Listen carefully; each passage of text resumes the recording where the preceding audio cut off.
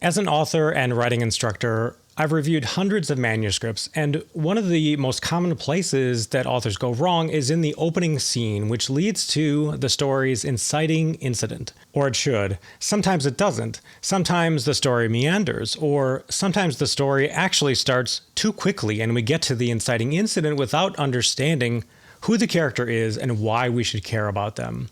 Both of those problems have relatively simple fixes. They take a bit of planning and forethought, so let's talk about it. How to set up your story so that it's ripe for the introduction of the protagonist and the inciting incident, which blindsides the reader and sucks them into the story.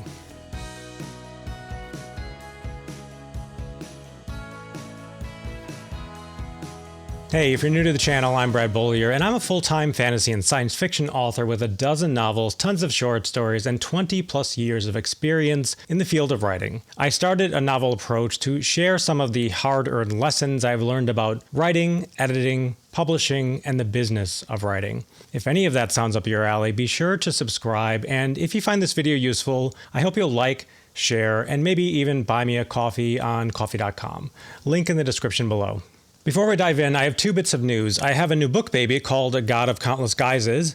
This is book 2 of the Book of the Hold, which starts with the Dragons of Deepwood Fen, and it's about a group of adventurers who are out to stop a bunch of demigods from wreaking havoc all across the Empire. You can look for more information on that. I'll have links below, and I will also put a link to a new Kickstarter that I'm planning for a book on writing. The book is called The Three Pillars: World, Character, and Plot, and it's meant as a handbook for speculative fiction writers, writers of fantasy, science fiction, and horror, to learn how to write from beginning to end. I'll have more on that soon. I will put a link in the description below to get to the Kickstarter. If you follow that, you can sign up for news for when the Kickstarter goes live, probably late summer or early fall. So let's dive in. Where should I start my story? I'm going to answer this up front and then again at the end because there's a lot you have to understand before you can make use of the answer. So where should you start? As close to the inciting incident as possible. Let's look at a story arc. This is a typical look at hero's journey type stories that begin with some inciting incident and follow a character as they try to get things back to normal. And a good many stories follow this type of pattern. So the story opens. This is the opening page of your novel. We begin focused on some protagonist. And what we see initially is the protagonist going about their normal everyday life. And in their head, that's what's going to continue to happen. So that's kind of the old norm. This would be Bilbo Baggins back in Bag End in Hobbiton thinking life is just going to go on just like that until the inciting incident shows up and starts messing with their life. So we have the inciting incident pretty early, often in the first chapter, not always, and that sets the character on some new path. They are taken away from their life by external forces. The external arc has entered their life at this point, and that becomes the new norm. And from that point forward, mainly what the character is trying to do is to get things back to how they were, back to normal. Things progress, things get more dangerous, exciting, what have you, until we get towards the end of the story and we reach the climax where both the external and internal arcs, which we'll talk about in just one second, are resolved. What is the inciting incident? It's a fateful event that sets the story in motion. More specifically, it's where two things meet. The internal arc, driven by the protagonist's unfulfilled, importantly, desires, and the external arc, which are concrete actions being taken by the antagonist because of their unfulfilled desires that they've started to act upon to rectify in some way. They're acting on the world to get what they want, in essence. So let's talk about that internal versus external arc. So we have a world that gives rise to a protagonist who has some unfulfilled desires. Those desires become the basis for their internal arc that is either met or not met by the end, but they are pursuing that as the story moves along. And so those unfulfilled desires translate to the beginning of the basis for their internal arc. The world also gives rise to the antagonist who at one point had unfulfilled desires as well, and they've begun to act on it to get what they want again. And those external events that they put into motion are the beginning of the external arc. So returning, what is the inciting incident? As we said, the inciting incident is where the internal and external arcs meet, but those events are only possible because the world is in a certain state. The conditions, in other words, are ripe for the story to begin.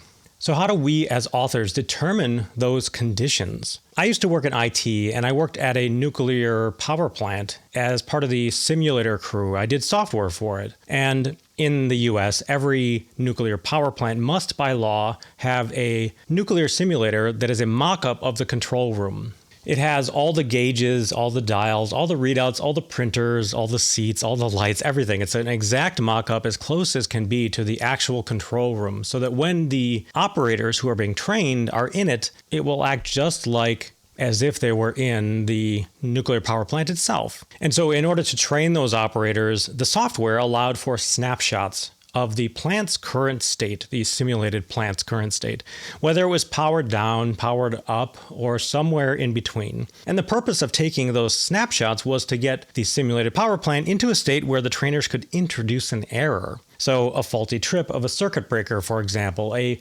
burst steam line, an increase in radioactivity that the operators then had to figure out why it happened and then rectify it as well. Those snapshots that we took, we called them initial conditions for the training run that the operators were going to go on, and they ensured that everything was ready for the trainers to introduce those errors we talked about that operators then needed to identify first and then either rectify or possibly mitigate if they couldn't be fully rectified. I find initial conditions a great analog for building a world poised for some problem, the inciting incident, to be introduced.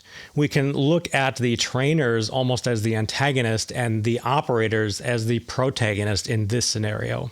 So let's take a step back and look at some examples of initial conditions. In Star Wars, we see Luke Skywalker going about his life as a hand on a moisture farm on Tatooine. The initial conditions in this case are the world, a peaceful, if gritty existence on the desert planet of Tatooine. The protagonist, Luke Skywalker, a callow farmhand itching to join the rebellion. So we have some hint already as to his internal desires and his internal arc. And the antagonist, who we saw in the prologue of the movie, Darth Vader, hoping to exert complete control over the galaxy through use of the Death Star. Another example, in Blake Crouch's Dark Matter, excellent multiverse story, we have a world, a man, Jason Desson, at home, enjoying family night with his wife and son. Our protagonist, Jason Desson, is a college professor in a state of regret. Again, this is right in the opening. This is not at the inciting incident or beyond. He's a college professor in a state of regret over what might have been had he remained in the study of quantum physics. And then we have the antagonist. I'm sorry to give away spoilers, but that's part and parcel of talking about these things. There is another Jason from another multiverse who has found a way to jump universes, and he has jumped to our Jason's world because he also wants something different. He did go the route of quantum physics and research, and he found a way to jump between multiverses, and he wants a different life. He wants wife and children instead of the lonely life he has. And so these two Jasons almost want what the other already has. And so our Jason is abducted by other Jason at the end of the first chapter, roughly. This one is worth a closer look. So this is the opening pages in ebook form of Dark Matter. And so we have this opening, I love Thursday nights. You can pause this to read it in detail if you want, but it basically just shows Jason at home with his family having a nice family night. But note this, less than a page in, just a handful of paragraphs, he says, "Standing happy and slightly drunk in my kitchen, I'm unaware that tonight is the end of all of this, the end of everything I know, everything I love." And so here we have heavy foreshadowing of what's going to happen at the end of the chapter. And the reason this is done, this is a fairly common technique if the opening is pretty benign. If not a lot of tension is being added to that first chapter, you can drop something like this as a contrast, right?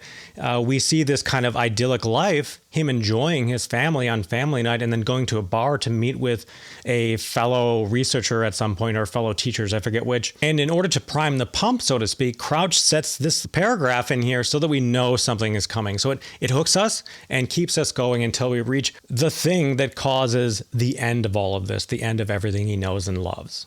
Let's take another example. In Suzanne Collins' The Hunger Games, we see a world, a coal mining community in District 12 full of hardworking people. Our protagonist is Katniss, who yearns for stability for herself, her family, and her friends.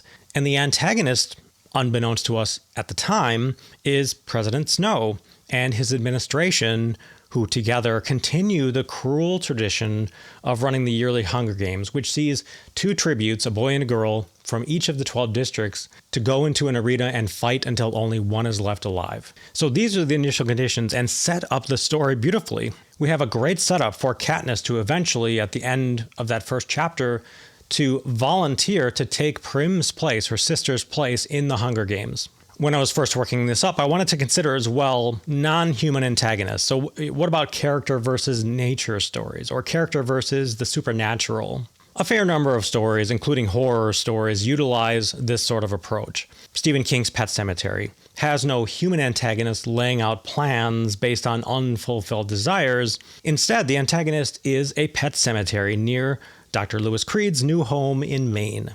The cemetery, we find out later, is part of a Native American burial ground abandoned by the Micmac people when they realized the land had become corrupted. And so in this case, we have a world in Pet Sematary, a sleepy New England community with a local pet cemetery. Our protagonist is Dr. Lewis Creed, who has moved recently from Chicago to Maine to take on a university doctor job. And he hopes to protect his wife and his children, but his daughter especially, his son is pretty young, from the realities of death and the pain that it causes. And the antagonist in this case is the animus of that nearby pet cemetery. The cemetery's intent, if it has such, is perhaps to spread despair and dismay.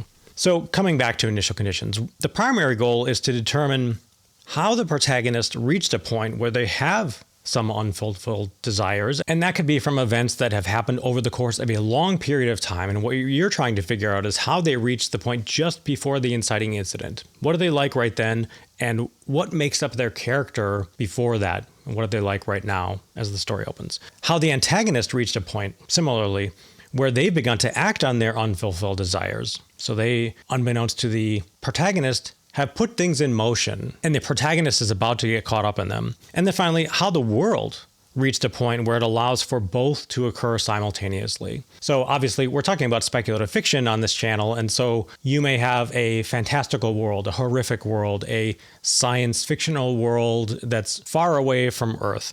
And you need to determine how the world reached that point where this story can take place. So that's part of it, because the world also gives rise to the protagonist and antagonist, and may have caused, in fact, their desires. There are some implications on plot that we should consider. As you're brainstorming, as you're trying to figure this stuff out early on, it doesn't really matter if you choose the protagonist and try to craft them first, or the world, or the antagonist and the external arc. A lot of times that's all quite muddy and insubstantial early on.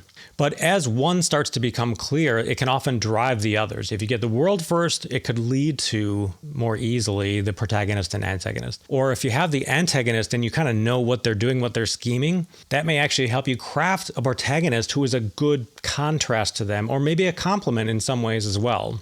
So there's a bit of a feedback loop happening here that you should think about and perhaps use to help you come up with these 3 main components. Knowing the internal and external arc also helps you to define the end, because the climax, that's where the internal and external arcs are both resolved. And so knowing the beginning state, it may imply the end state, or knowing the end state may in fact imply the beginning state. So again, as we're coming up with stories, it's very common to jump around, and you may come up with the ending first, which could help you define the beginning. It may also help you to define the middle part of the story, because that's often where the protagonist and their allies are moving from their back foot to their front foot. They're going from reaction to proaction. And so just defining some of this stuff may help you fill out your plot to some degree. But we're talking about story openings here, so let's get back to that. So we have our story arc. We have our story beginning, the inciting incident that sets the protagonist on some new path. We're trying to figure out where to begin. And so 5 elements to craft your opening are the following. You want to come up with those initial conditions, a world and a cast of characters in some state. The internal arc, the protagonist with their unrealized desires, that will be the basis of the internal arc, them either getting those desires or not by the end. The external arc, driven by an antagonist who has begun to act on their unrealized desires, so they put things into motion. The inciting incident, logical place for those two things to meet. If we know the protagonist and their unfulfilled desires and the antagonist and what they're doing, we can usually find some kind of crossing point, right? That's the inciting incident. So we generally, I think, want to come up with that first, not so much the story opening. And then when you have that, then you kind of work backwards to the story opening itself. Going back to that question in the beginning, where should I start my story? The answer is as close to the inciting incident as possible. What does that actually mean in practice? It means choosing a starting point that allows you to show the protagonist in their normal life and give hint to their unmet desires. Now, I want to make clear that I'm not implying that you're going to necessarily show consciously the character wanting those things. They're not going to voice it typically. But in the case of like Luke Skywalker, he voices pretty early on, I want to go to the academy and fight for the rebellion against the Empire. And so we know by him voicing that that's what he wants. He wants to fight and be a hero in essence. And Uncle Lars says no. So he has unfulfilled desires. And we show that happening to the protagonist, them going about their daily lives, enough before the antagonist plan sideswipes their life. So as little as possible, and I'm not saying to make it overly short, I'm saying to make it enough so we kind of get who they are a little bit before the inciting incident shows up. I hope that gives you some good ideas for how to get your story off to a roaring start. Figuring out your initial conditions and choosing a starting point as close to the inciting incident as possible goes a long way toward drawing the reader in and getting them truly invested in your story.